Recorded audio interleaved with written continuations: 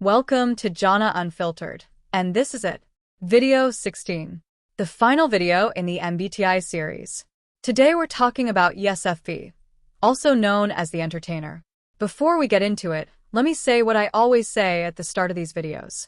Personality types aren't a box you have to fit into. They're not rules you have to follow. And they're definitely not a way to decide if someone is a good or a bad person. People's behavior is shaped by so many things, including their mental health, their upbringing, their stress levels, their hormones, and who they happen to be dealing with at any given moment. So use this as a guide for understanding, not as a final verdict on anyone. Now, ESFP shares one letter with INFJ, and that's the F, which stands for feeling. Both types lead with heart. Both types are genuinely tuned into the emotional side of things.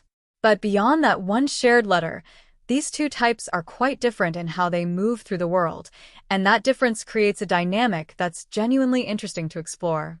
Let me break down what ESFP actually means. The E is for extroversion, the S is for sensing, the F is for feeling, and the P is for perceiving. So this is an extroverted, sensing, feeling, perceiving type.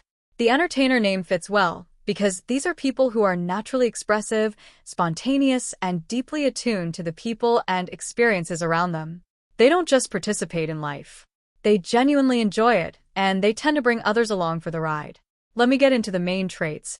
The first thing most people notice about ESFPs is their warmth. They're genuinely friendly in a very natural, unforced way. They don't make you feel like they're performing warmth at you. It's just how they are. They enjoy people, they enjoy connection, and that enjoyment comes through without much effort on their part. The second trait is their love of the present moment.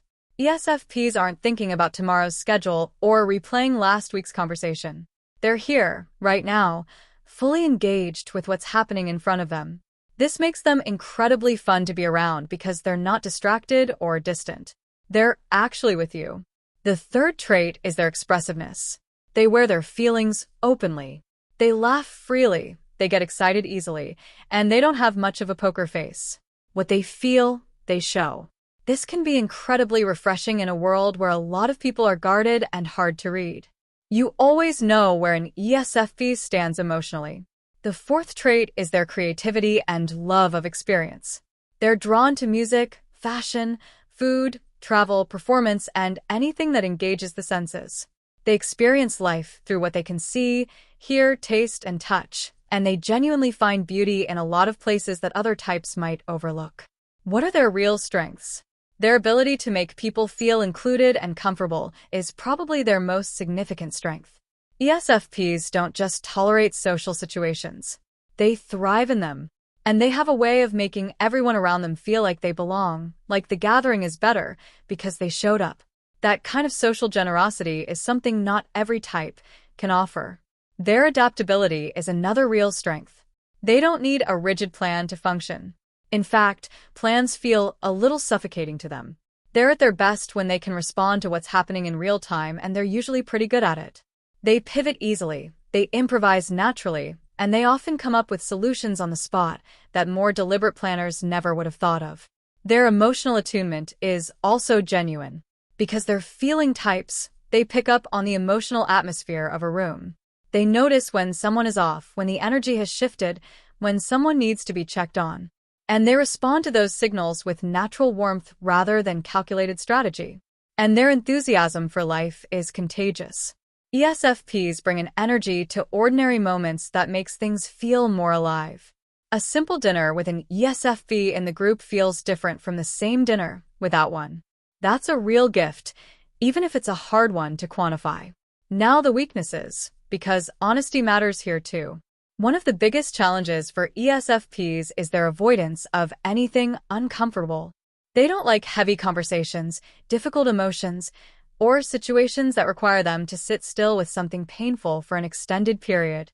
Their instinct is to lighten the mood, to move on, to find something more pleasant to focus on. This can be genuinely frustrating for people who need them to stay present through the hard stuff. Their difficulty with long-term planning is another real weakness. They're so focused on the present that the future can feel abstract and far away. Building towards something slowly over a long period of time doesn't come naturally. They need to see and feel results to stay motivated, and when those results are delayed, their commitment can start to waver. Their sensitivity to criticism is also worth naming. ESFPs care about being liked. They want people to enjoy being around them, and feedback that suggests otherwise hits them harder than they usually let on. They might laugh it off or deflect, but underneath that they've registered it, and it stings. They can also be easily influenced by the people around them. Because they're so attuned to social energy, they can sometimes adjust themselves to fit the group in ways that aren't always in their best interest. They want harmony, they want good vibes, and that desire can sometimes override their own better judgment. How do they handle stress? When an ESFP is under significant stress, they tend to seek distraction. They'll go somewhere, see someone, put on music, find an activity, anything to keep from sitting alone with whatever is weighing on them. Processing internally in silence isn't their natural mode. They process through experience and through people. If the stress gets severe enough that they can't escape it, they can become uncharacteristically sensitive, irritable, or scattered. The usually upbeat person starts to seem overwhelmed, and the people close to them might not know how to help because the ESFP hasn't quite learned how to ask for what they need in those moments. They recover fastest when they're around people who make them feel accepted and safe, when they have some physical outlet, and when there's something genuinely enjoyable to look forward to. How do they make friends? Easily and often. ESFPs collect people naturally. They're not calculating about it. They just genuinely enjoy others, and others genuinely enjoy them back. They're the ones who remember your name after one conversation, who follow up, who invite you to things, who make you feel like you were missed when you weren't around. Their friendships tend to be warm and fun, centered around shared experiences and good energy. They maintain friendships through presence and through consistently showing up as someone who makes the other person's day a little better. Where they sometimes struggle is in the deeper, more vulnerable kind of friendship that requires sitting with someone in their pain rather than trying to cheer them up. How do they maintain friendships? ESFPs are good at staying connected as long as things feel natural and enjoyable. They reach out, they make plans, they show up. But if a friendship starts to feel like work, or if the dynamic becomes heavy and emotionally demanding over a long period of time, they can start to pull back without necessarily understanding that's what they're doing. They do best in friendships, where there's mutual lightness alongside genuine care. They're not the right friend for someone who needs constant deep emotional processing. But for someone who wants a friend who makes life feel more fun and who genuinely enjoys them as a person, an ESFP is one of the best there is. How do they behave in relationships? In romantic relationships, ESFPs are affectionate, spontaneous, and deeply invested in their partner's happiness in a very immediate, sensory kind of way. They show love through quality time, through physical affection, through surprise, through making the ordinary feel special. They're present with their partners in a way that feels very real and very genuine. The challenge is that they need a partner who doesn't require a lot of structure, deep emotional processing on a daily basis, or long conversations about the state of the relationship. They'd rather show you how they feel than talk about it at length.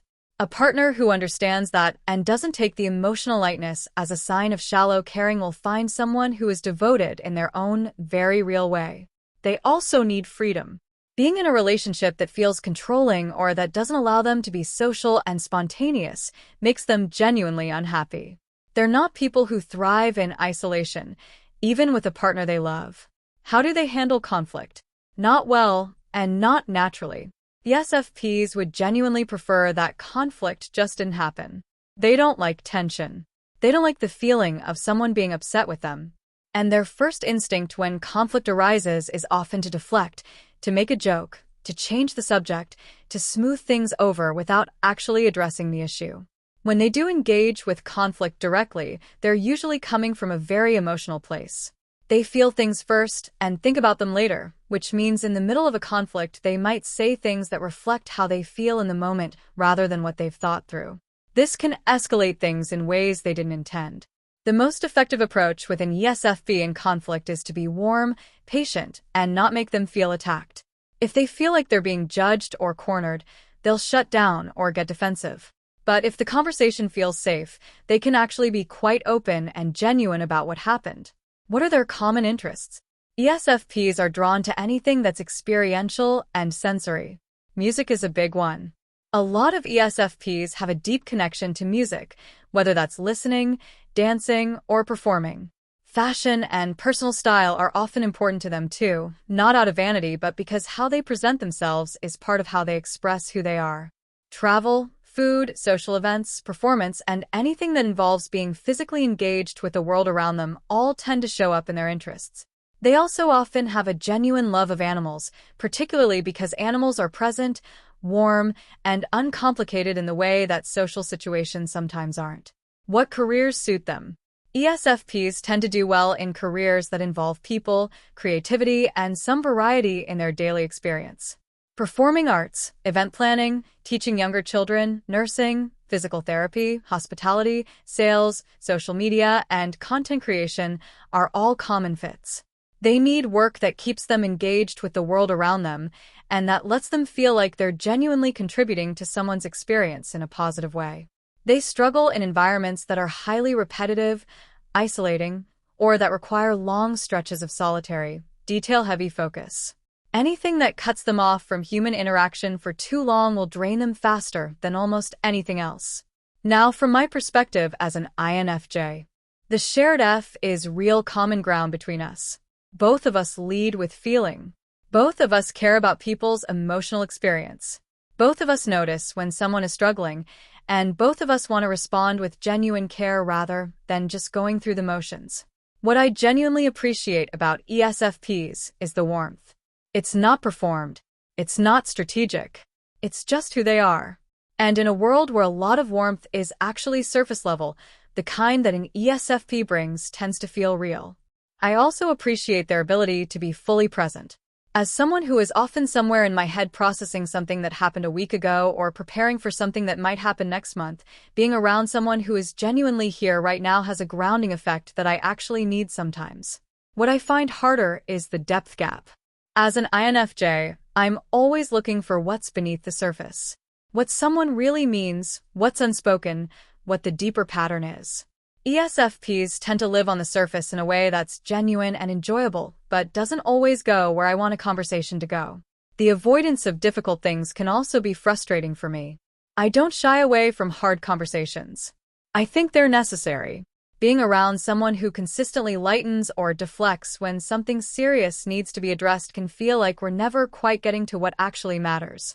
But that shared F means there's a real emotional language between us that makes connection possible even when the approach is different. We both care. We both feel. And sometimes that's enough to build something real. How can ESFPs grow? Learning to sit with discomfort rather than immediately reaching for a distraction is probably the most important area. Not every difficult feeling needs to be escaped. Some of the most important growth happens in the moments when they stay present with something hard rather than looking for a way out.